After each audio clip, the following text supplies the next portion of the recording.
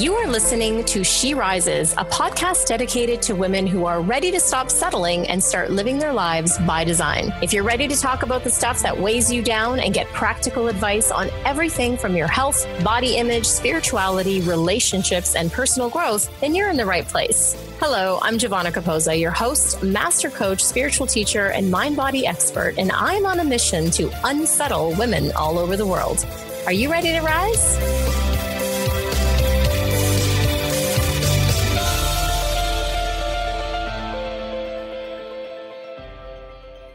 Hello and welcome to another episode of She Rises. I'm your host, Giovanna Capozza, and today we're talking about sex and intimacy with expert Monica Day. Monica is obsessed with the areas of life that invite us to admit our deepest desires, stir our greatest passions, and face our most potent fears. As both a writer, performer, and a coach facilitator, she addresses the areas of race, gender, class, power, and sexuality in a myriad of ways. Ultimately, she sees these critical issues as holding the key to both our individual and collective freedom.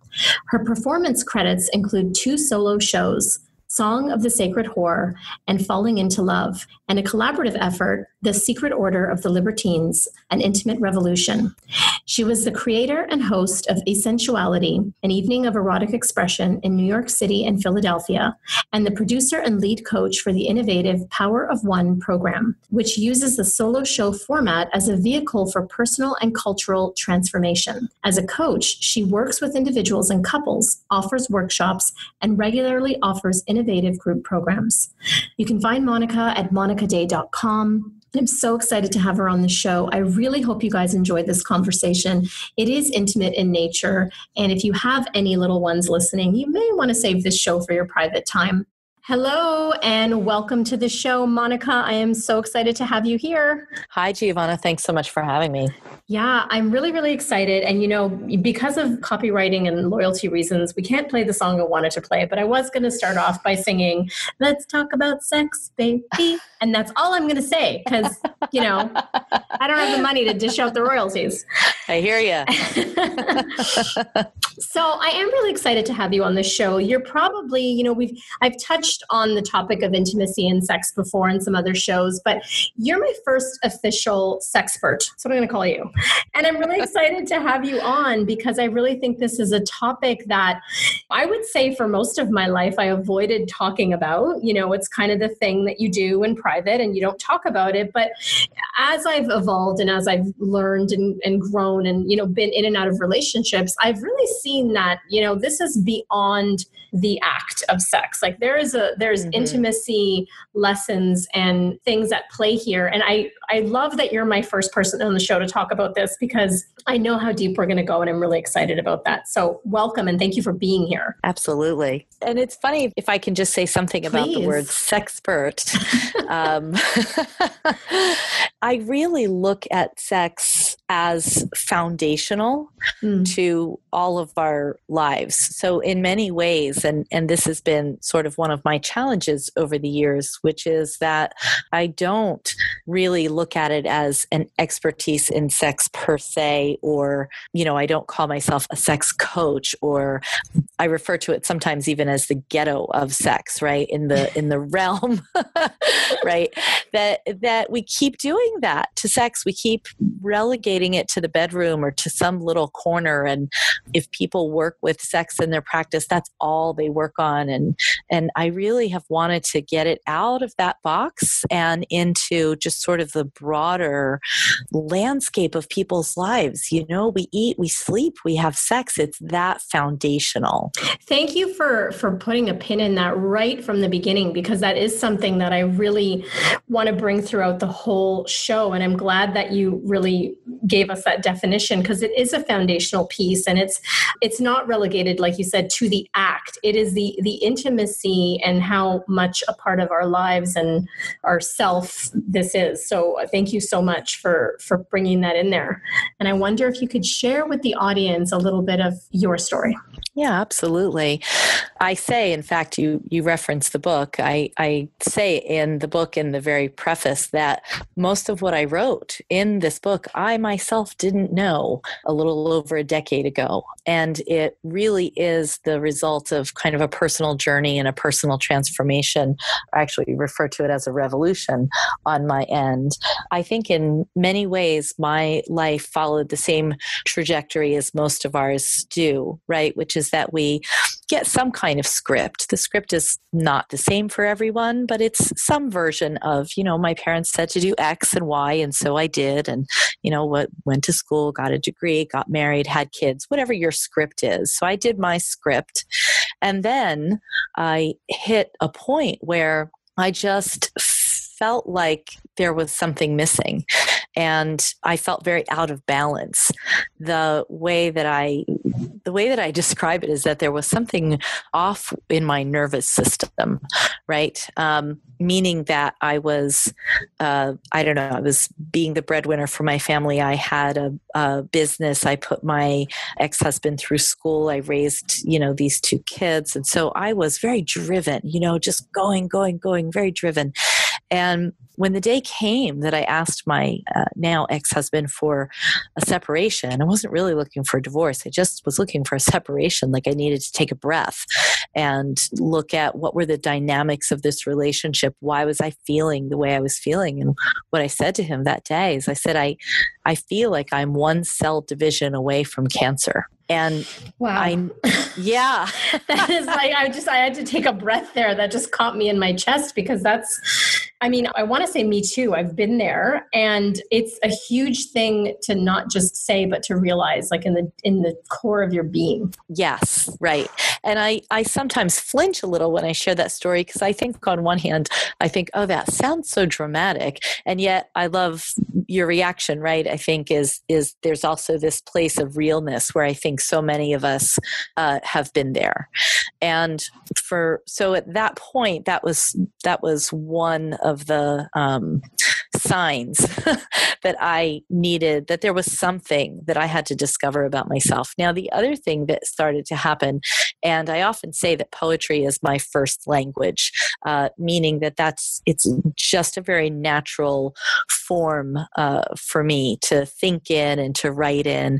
And so here I'm separated, and I'm probably somewhat depressed. I mean, I don't use that term loosely, but I was doing that thing where I would drop the kids off at school, and then all of a sudden I'd sit on the couch, and all of a sudden it was time to pick them up again. And I can't really account for those hours, right? So I was definitely not my usual self. But the only thing that I was doing was I was writing erotic poetry. And I was like, where is this coming from? Okay. So you hadn't done that prior to this? Like that wasn't in your... No, I hadn't been. I mean, I wrote, like I said, I've been writing poetry for as long as I can kind of remember. But no, I wasn't writing erotic poetry very regularly through all that time. And so I thought, okay, this is interesting. And then some friends were encouraging me. They said, well, you should start sharing your poetry again. That was something I had done years and years before. And, they said, oh, well, you should go. It's very beautiful. So I did. And that just sort of started to tumble me down this rabbit hole of meeting people who were interested in the topic of sensuality and sexuality, and were researching it in various ways. And I really just took it on for myself as something I felt like I needed to learn something about. I had a lot of little hints along the way where there was this part of me that I think was buried under a lot of shame. I have another book that'll be coming out in a few months where I write more personally about some of these stories, kind of coming of age stories where, I had a lot of shame about my genitals. I had a lot of shame about my desire. I had a lot of, I think what I've come to learn are very typical passed down ideas about myself as a sexual being that I just wasn't at peace with. And I lost my virginity non-consensually. So when I was 14, I spent many years. These are all things that in some ways I had come to terms with enough to be in my life. And I think that's an important distinction. We can work through things enough to function. We can even work through them enough. I worked through them enough to get married and have children. And, there's a certain degree to where you have to work through things enough to keep moving forward. And I did all that, but I hadn't worked through it enough to be free. This is really great. And it's completely poignant for this day and age, and especially for what's happening now in the media. We have this Me Too movement that started, yes. And I didn't know we were going to go here, but I want to go here. You brought up something that's really, as I said, poignant. There is a lot of latent, some of it's known, some of it's unknown in terms of origin, but there's this sexual and body shame that for whatever reason, and every woman has their own reasons, that gets in the way of us experiencing the full potential of our sexual being and even the intimacy that is possible. Could you speak to that a little bit?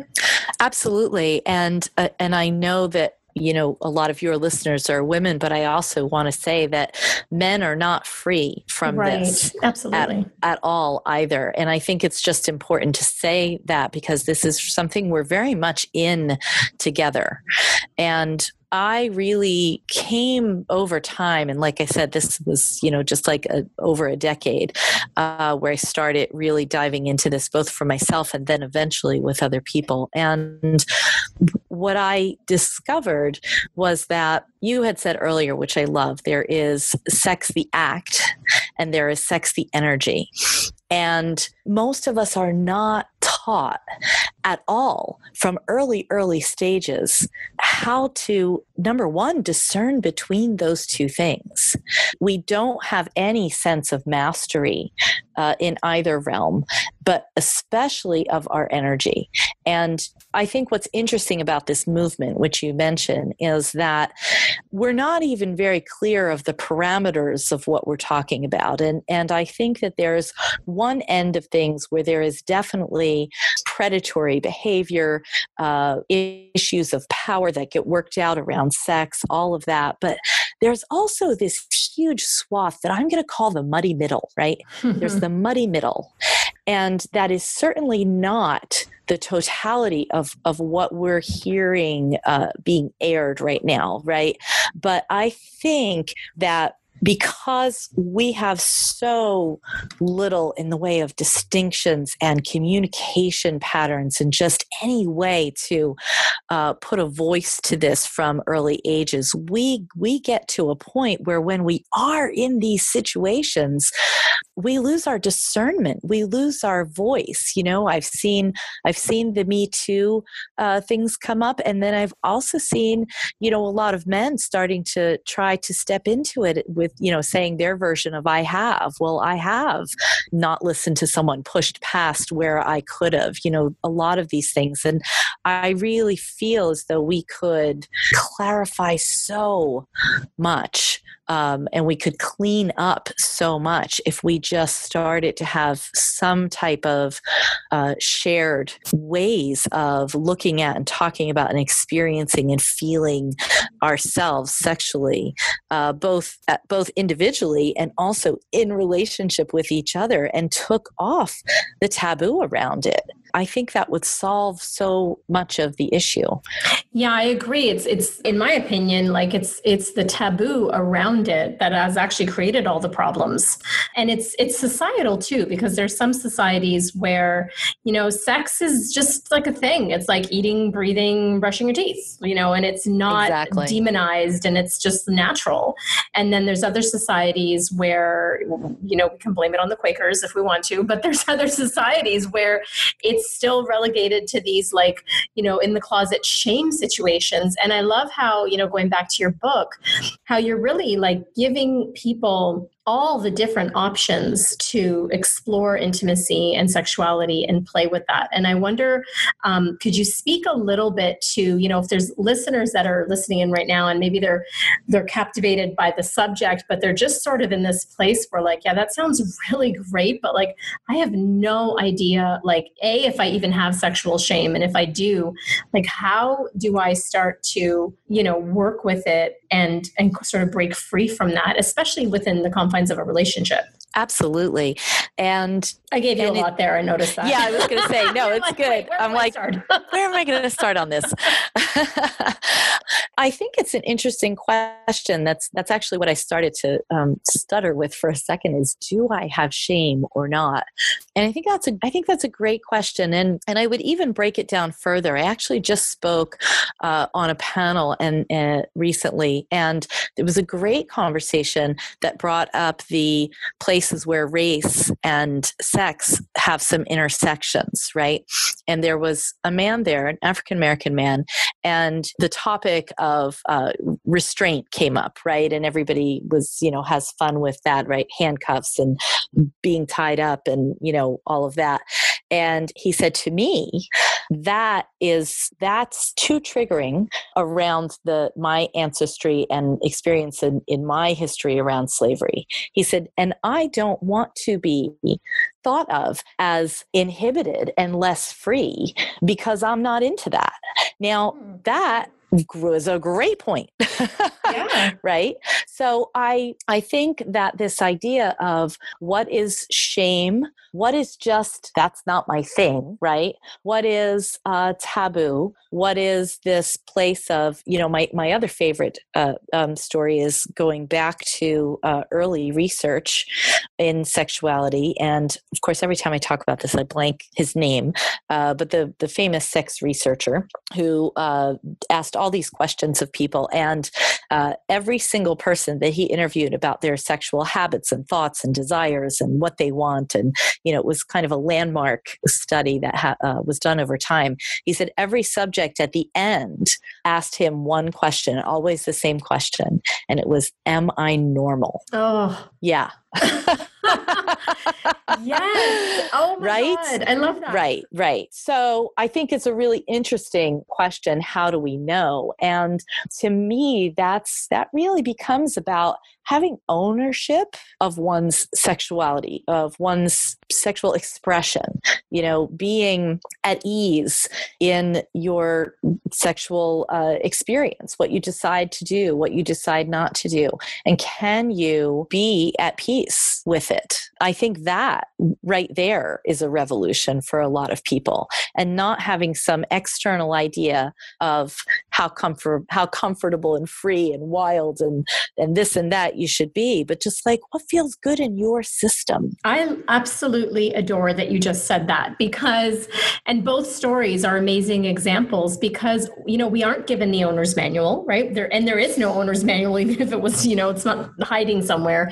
It's individual. And just because you're not into whatever kink or S&M that, is supposedly, like you're so free if you're into that, just because you're not into that, it actually doesn't mean anything. And it's what is good for you and what feels good for you. And what I really got from what you were saying was this other level of self-judgment that comes into play. It's like, oh, well, if that's not for me, then I must be a prude, or I must be frigid, or I must be, just not cool enough, or whatever it is. And I love that this piece is coming into the conversation because, and your book too, it's about exploring what works with you. And on the other side of that, it's getting out of the fear, right? Because sometimes I think we don't try things and we don't explore things because we're so afraid of what it means if I do, right? Yes. So we have the side of what it means if I don't. And then what does it mean if I do that? Exactly. So let's talk about, I want to talk about that a little more, about that exploration. And maybe even if you can bring in some tips and tools that you use with your own personal clients, something that the audience can take away. Absolutely. One of the things, if you notice, that we do so often to undermine ourselves is look at the language that we use around sexuality. It's all performance based, right? If a man can't get a hard on, then he can't perform, right? If a woman isn't having an orgasm, she can't achieve orgasm, right? Interesting point. Yeah. So all of our language is steeped in a performance. That's one thing. And then we have a lot of judgment. So one of the things I talk about in the book, for example, is making a distinction between sensation-based language and judgment-based language. So if I touch you in some kind of way and you say, "Oh, that feels good," well, that good tells me nothing, right? But if what you say to me is, "Oh, I love the softness of your touch and how you're just using your nails a little tiny bit, and I would love just a little bit more pressure." That gives me a lot more information. Totally. Right? I can actually feel something. So that's a lot of where I go with people, is taking off all those layers of performance-based anxiety that's laying over top of our sex, and also judgment-based language, and start to get to, I open the very beginning of the book, when you open it, is a little piece of one of my favorite poems by Mary Oliver. And she uses this great language. She says, "You do not have to be good. You do not have to walk on your knees for 100 miles through the desert repenting. You only have to let the soft animal of your body love what it loves." I love that. I did read that at the beginning, and I love that quote. It's just one of my favorites. And this whole book really was inspired. It wasn't meant to be. It didn't set out to be a book. It didn't know it was going to be a book when it grew up. It really was kind of a reaction to the popularity of 50 Shades of Grey, right? And I think that took a lot of people by surprise. Whether it should have or not, I don't know. I mean, if you look at the romance novel industry, right, that's a multi-billion-dollar industry. So we know that we have desires, but there was something about 50 Shades of Grey that just took that up by a lot of notches. And absolutely. And the popularity of that movie, and I went to see it in the theater, and the women's reactions, and it was just, if anything, it was amazing research just to see absolutely how the reaction to it. Right. And, it is funny. I know someone who works in the ER as a nurse, and she was sharing with me that there were certain types of injuries that kept making it to the emergency room because people were trying things and didn't know what they were doing. So, oh my God, I feel now we should have added a disclaimer to the show. Oh, nobody try anything acrobatic at home. Don't try this at home. It's so funny. I have little disclaimers all through the book. I mean, the very first one is, it says, "Warning, intimacy is inevitable." And that is really what I wanted to do. I wanted to provide this, a guide of, okay, this is where you want to go. This is where a lot of us want to go. Our desires, and I think this is relevant to, the Me Too conversation as well, that I'm not sure when that conversation will reach this point, but our desires are not very politically correct. A lot of the things that turn us on are not exactly things that sound great, or that we would that you can tweet about. Yes, or that you want legislated. Right? Well, let's go there, because you do have also a disclaimer about the 50 Shades and that represented, and whether that's, from practitioners of BDSM, whether that's, I'll let you get into it. I'll let you describe that. Yeah. I mean, I have the disclaimer that says it was, I think, more shady than gray. Tell us why. Yeah. Well, I mean, I think there were some problematic things, and my disclaimer is that the writing was such, and I am a writer, that I couldn't get through it. Many of us did feel that way in terms of the caliber of the writing. But, within circles of people who are, I would say sexually educated and aware, and where things like consent and power dynamics are very alive in our conversation, there was a lot of places where the consent was not clear. And there also was this overlay of the wealth disparity between them. So there were things along those lines that I just think were problematic. So anyway, so that's as much as I will say about that. And so really in my book, what I do is really give people what is the groundwork. So that's why the book is called Play Wild, Stay Safe. People want and need both. We have an erotic self and a domestic self. And I refer to that. I always give credit to Esther Perel, who has a book called Mating in Captivity, I love where her. she speaks to this very clearly. And I believe she has a new book. I haven't read it yet, called State of Affairs. And she's done such a good job of articulating some of these distinctions. So I think that I wanted people to have some very clear ways for both staying safe and attending to that domestic self that needs the predictability, that needs the safety. And then once that's there and it's established, how can we then open up to this erotic side that wants unpredictability, wants some of the more taboo practices, right? But not politically correct things. Yeah, I mean, so one of my other disclaimers is, when curiosity is politically inconvenient, we have, and, you mentioned things are cultural, it's like the good girls don't like that. Nice guys wouldn't do that. Couples with egalitarian relationships wouldn't even try that, that those are our speaking points, but our doing points are a little bit different than that. On one hand, we say no violence in relationships, of course, absolutely. On the other hand, it turns me on if you pull my hair. I kind of like being choked. So what do I do with that? Well, I mean, that's such a great point, Monica, because there is this almost inner conflict, I think, with people. And again, we don't get a user's manual of what is quote unquote okay and what's not. And we get into this conversation in our mind about, is this normal and is this not? And the two things that I'm really hearing with this conversation so far is, doing the work to, drop the judgment and the shame. And the biggest part that you're, I think, bringing in here with this journey to intimacy is the communication piece. Mm-hmm. And of course, you can't communicate something unless you have yourself have explored that. Well, actually, you can. It means being willing to communicate from a place of not knowing. Okay. Tell us more about that. Yeah. That's where the curiosity part is really important. And, sometimes what we feel that about communication is like, oh, well, I have to tell them what I want. Well, I don't know what I want. Okay. That's a bind a lot of people are in. Yes. Right.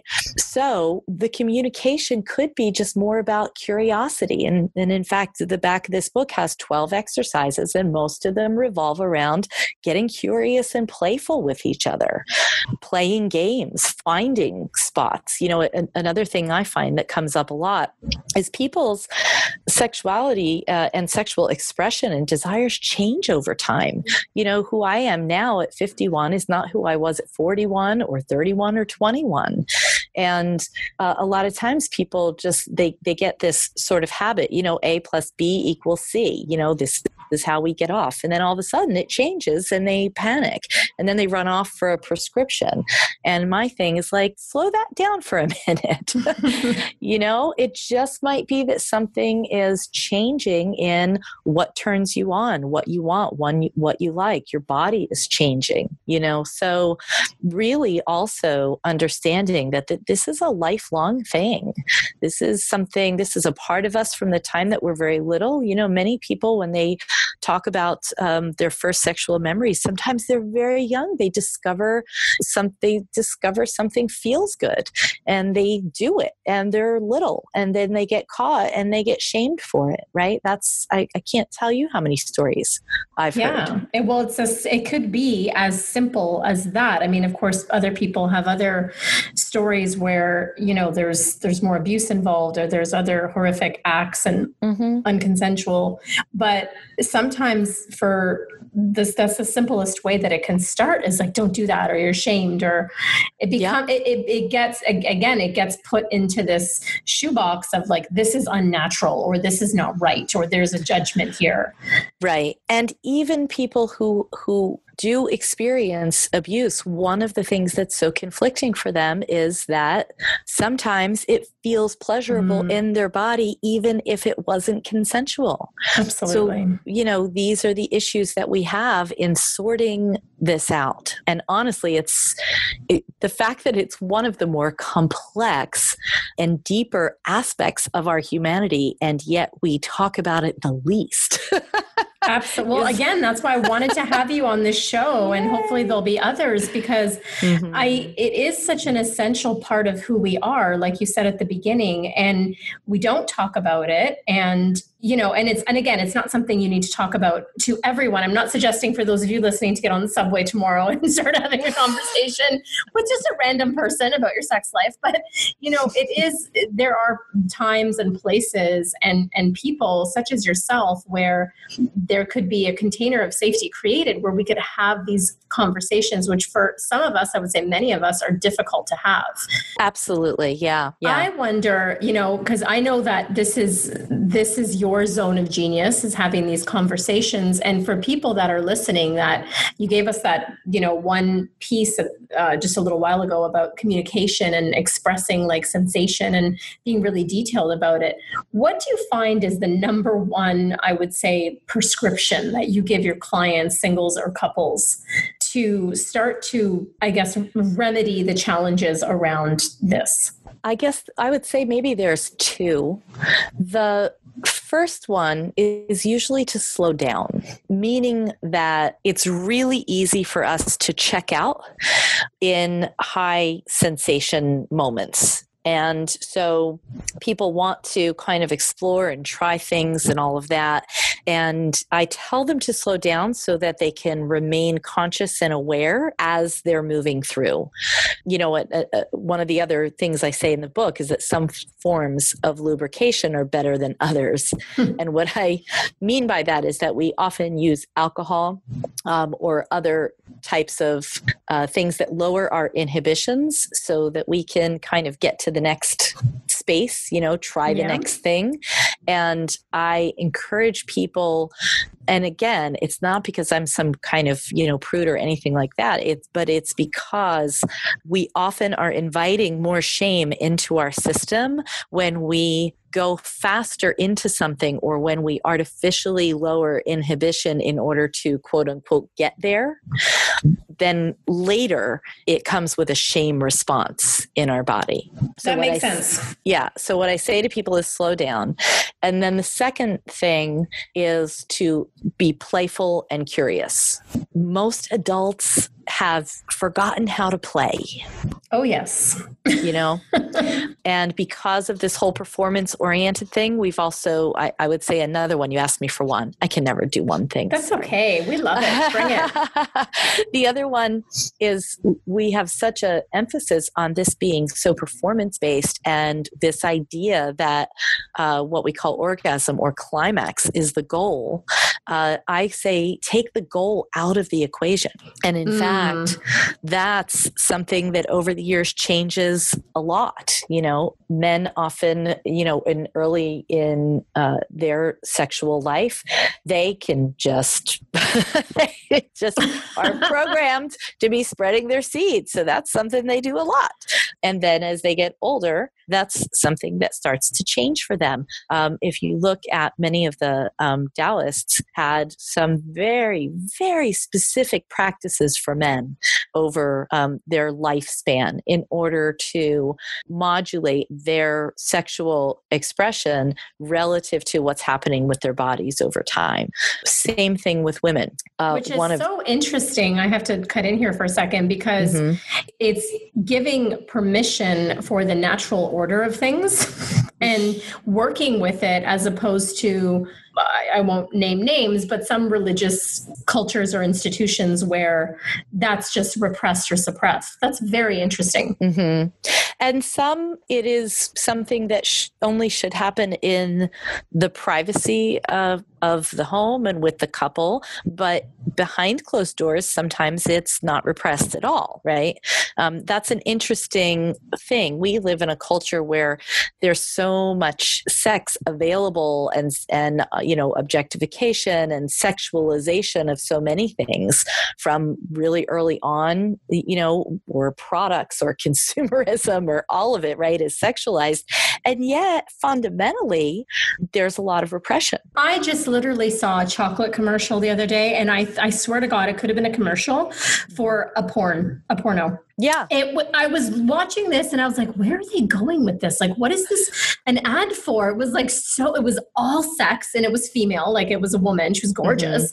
Mm-hmm. And it ended up being a commercial for chocolate. And I thought, okay.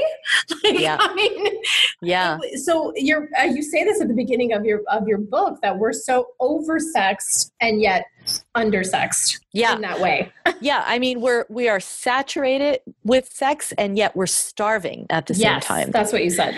And it's insane. I will tell you, and one of the most fun things I got to do was I got contacted by a company, a corporation, that they use desire a lot in their marketing. And one of the things that they realized was that their approach to desire had become so overdone.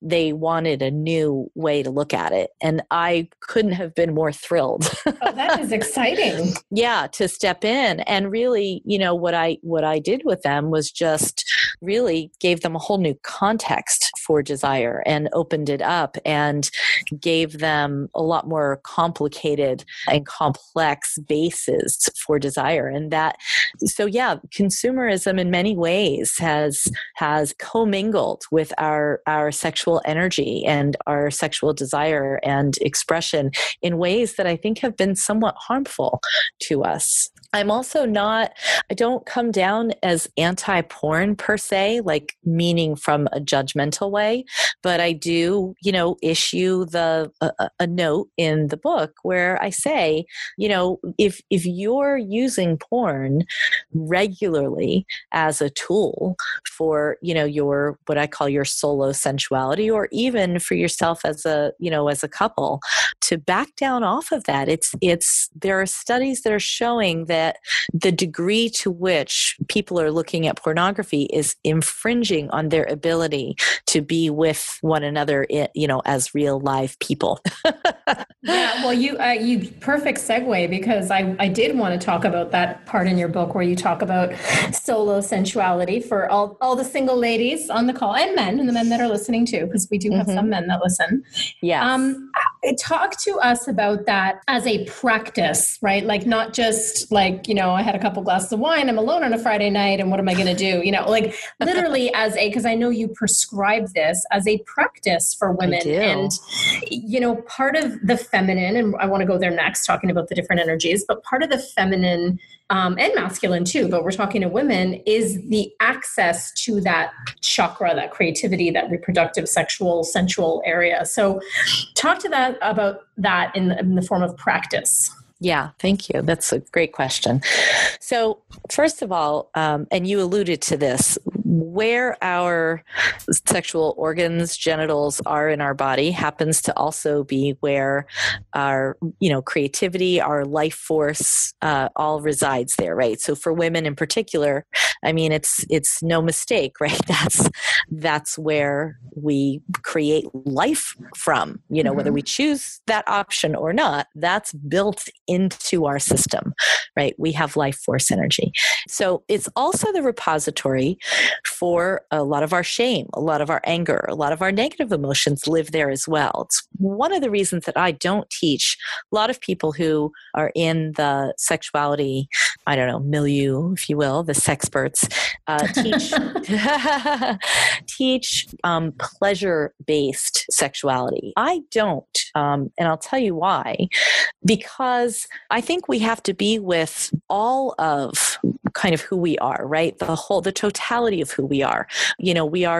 We have lightness to us and we have darkness to us. We have shadow material, we have joy and we have sadness, right? All of that lives inside of us. And our sexual expression actually gives us access to so much more of our expression than we realize. And so it's one of the reasons that I talk about making it goalless when I do give it as an assignment. And you're right, I do.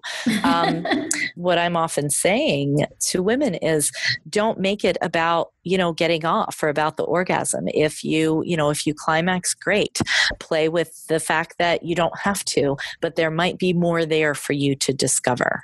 So often it's about just for women to open up. Often there is, and again, for some very good reasons, either because of being shamed, being abused, having things happen non-consensually, or even just wanting to be taken seriously in the world, not wanting, there's all kinds of reasons why women shut down their sex. And I want to add too, not only do women shut down their sex, but sometimes they do sometimes use their sex in a manipulative way. Like I want to be clear about that. That happens too, right? Right. There's both sides. There's both. But even in that, a woman is just because you are using your sex or you have access to your sex and you're using it in a manipulative way does not mean that you have ownership of it. It just means that you see it as a tool or it's been commodified in some kind of way. This is what I use to, attract someone in or get attention that'll get me in the door of something or whatever. And again, I'm not saying anything negative about any of that in this moment. I think it's just important that we come clean, at least with ourselves. Right? Absolutely. Because you could be leaking that sexual energy, like from a place of repression where or from a place of just leaking it all over the place because you think that's the only way for you to have power in the world. I love the word. I'm so glad you used the word leaking. So yeah, I will tell you that one of the first workshops that I ever attended, the instructor said to me at some point, she said, "Did you realize that your sex walks in the door 20 minutes before you and it doesn't leave until an hour after you've left the room?" And my jaw just hung up and I was like, what are you talking about? But she was right. I had no mastery whatsoever of my sexual energy, and I had and have a lot of it. And many of us do, right? I'm so glad this is coming up in this conversation because that is the polar opposite, and we haven't touched on that yet. So I love it. Yeah. So this is one of the things, again, that I teach on.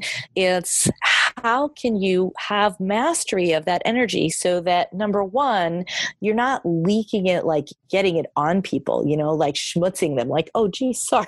Let me just get that off of you. Whoopsie. Right. And you're not using it in a way that's manipulative. So there's absolutely a middle way. It's meant as a fuel, it's a very, very powerful fuel, but like anything powerful, so is nuclear energy, and you got to harness that stuff. Right. You've got to dispose of it properly. You've got to use it properly. You can use it in a bomb and destroy the earth, right? Or, you can use it as a power plant and you can use it to make everything go. Look at your sexual energy in the same exact way. It's such a great analogy. And because there's both sides of the spectrum that are happening, again, from whatever the origins are, or wherever we picked it up from, and I could see that even with myself, like the polar opposite, like where I've gone into the shame stuff with sex, and then I've gone into the manipulation part because it's a power. And if you don't know how to use it, and like you use the word mastery, if you don't have mastery over it, it could be used in destructive ways. And the destruction is always within yourself. Like it could be self-destructive. This is what I've seen with myself and with other people. It can be, and it can be other destructive. Sure, absolutely. It really can be both. And I think it's important that we recognize that and come to terms with it. And I think, that's where, and yes, we do have to take responsibility for it. But one of the things I think that happens is even if people are taking responsibility, meaning saying, I did that and I'm sorry, it doesn't mean that they understand the mechanisms of how that happened and what they can actually do. Right. Oh, that's an important point too. To make a change. And again, it comes back to ownership. Even if I take responsibility, it doesn't mean I've taken ownership. Right. Or mastered that or harnessed that energy, let's say. Exactly. Yeah. So, and this is the thing, going back to the self practice that I love about that, because I love that you say, it's not about the goal, right? Mm-hmm. And it's not about, keeping the end in mind. It's literally about learning how to feel that energy in your body and how to understand it. And one of the things that I find really sad, sometimes when I talk to women, and this was even the case with myself, is a lot of us can't pinpoint what our desires are because we haven't gotten in touch with that place inside of us. And that's what I really love about what you said about the solo practice. Absolutely. And I've read so much about, women who aren't experiencing orgasm in their relationships, in their partnerships, and then also, the whole thing of faking it, all of that. I'm not saying I'm not above any of that. I've been there. I need this to be over. I'm complete. And yet I'm so far from, right. But even that, it's and yes, I can make light of that. I've done that, but it's also been so much more powerful for me when it can just be a conversation, with the person that I'm with, here's what works. And it doesn't have to be, I think sometimes we think, that's why I keep emphasizing playful as well. These conversations don't have to be dry and scientific, they can be playful. I mean, when people talk about consent and, consent ruins the mood. And I say to them, not if you make her beg for it. You make a woman beg for it, you will have her consent. And that's a mystery, to a lot of people. But you ask a lot of women, women get in the position of having to be, the gatekeeper, right? So this is what we learn as young girls, at least I know I did. I'm in charge of how far things can go. I have to put a stop on it before it goes too far. I have to, right? And these are boundaries, and they're really important things for us to learn. But along the way, sometimes women don't get a chance to really feel our full desire. Like the minute a man feels our yes, then they're just then they're all in, right? There's not space for us sometimes to really feel our wanting. Mm-hmm. I love that.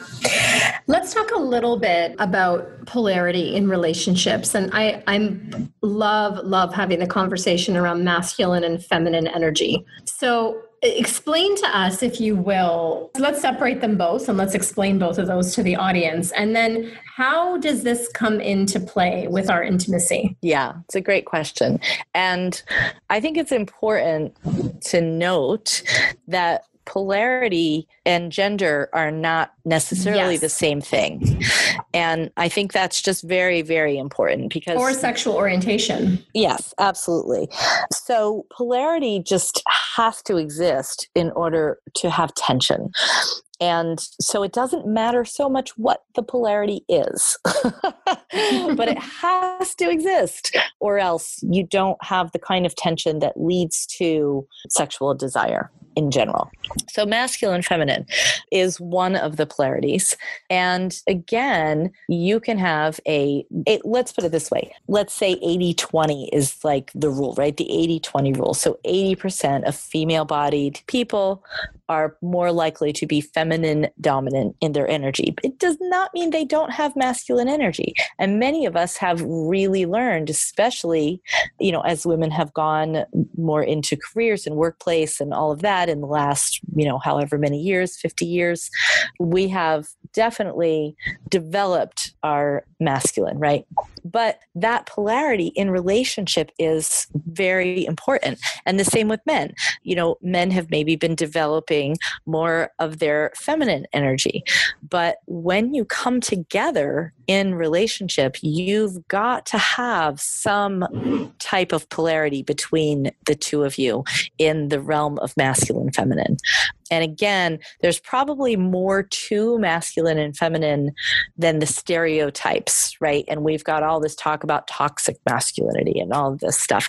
And I think that most people really need to take a step back and familiarize themselves more with what is a healthy masculine. What does that look like? What's the expression of it? What's in that domain? And what is a healthy feminine, right? What is in that domain? And it is not this masculine is, sort of the kill, violent, damaging, and feminine is Game of Thrones. weak and soft, and it's those are just not accurate.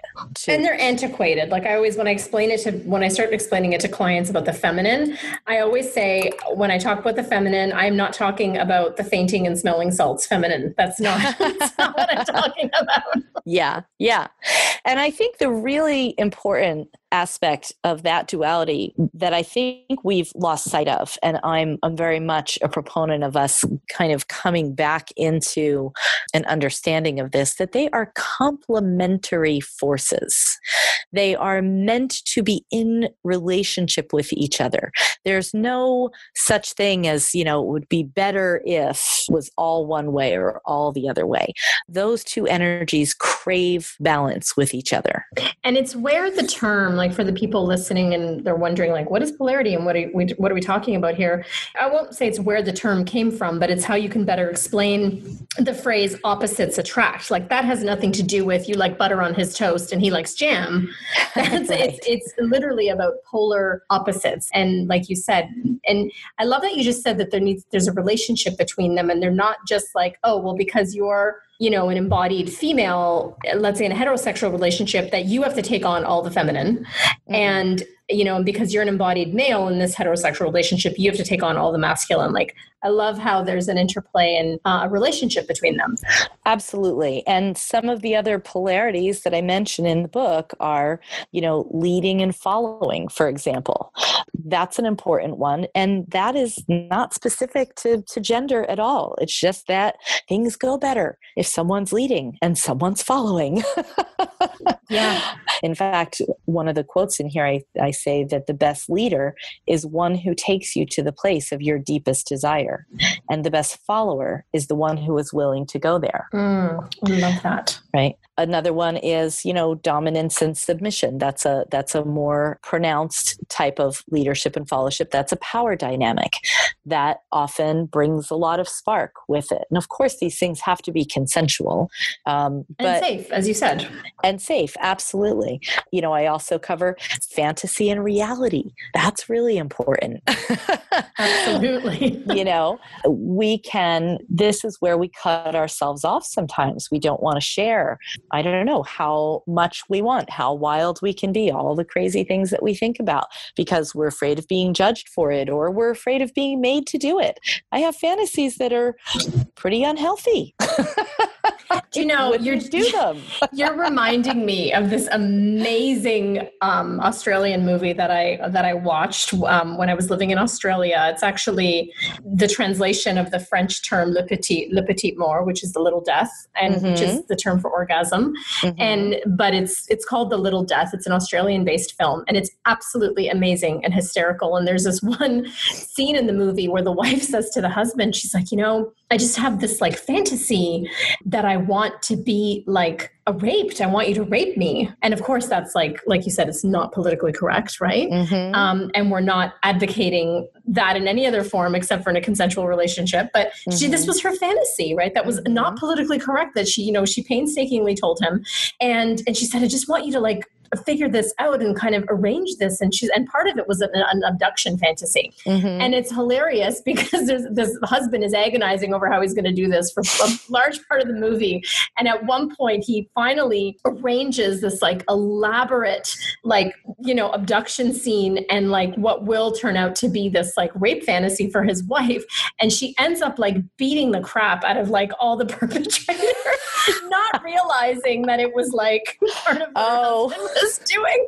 Anyway, you just reminded me of that because it's just hilarious. So if anyone's listening and you can get your hands on that movie, it's making this topic really playful. And that's what I loved about it. Yeah, I love it. I love it. Yeah. And, and another one that I talk about is the primal and the sacred. And I think that's a place where we keep somehow forgetting that our sexual expression can span that entire range, right? Sometimes it is just so primal, just so carnal and down and dirty and all of that. And then all of a sudden, it's like the doorway to God. And sometimes you can be in one and end up at the other. And you're like, wow, how did I get here? So I think just really being open to, I think the thing that makes me the saddest, and again, you kind of asked me, my story in the beginning. And one of the things that made me so sad was that I had spent so much of my life not knowing a lot of this and being just in turmoil about this whole aspect of my life. And when you get how much is possible, how much it's possible to feel, how close you can actually get to someone, what intimacy can really be like when we allow it. I mean, this is what we crave this, and yet we're terrified of it. Absolutely. And intimacy, again, just to reiterate everything that we've been saying, it is so much more than the act, right? Like it's not about the act. There's so many things that come into play. Exactly. Yeah. I love it. Monica, if you had to leave us with one last piece, besides go buy the book, which I'm going to tell everybody about, and it'll be in the show notes as well, but what can you leave us with if you had one last piece of advice for our listeners? I guess I would say start someplace. Just start looking into this more for yourself, opening up the conversation in some kind of way and incorporating something new.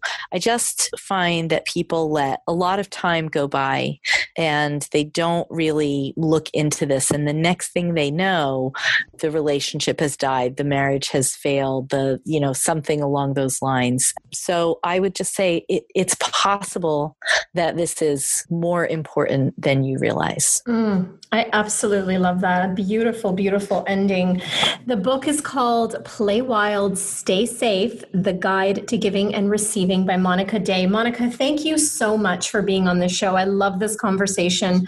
You're an amazing guest, and hopefully we'll have you back on when your other book comes out. Thank you, Giovanna. I'm excited about that. Thanks for having me. Absolutely.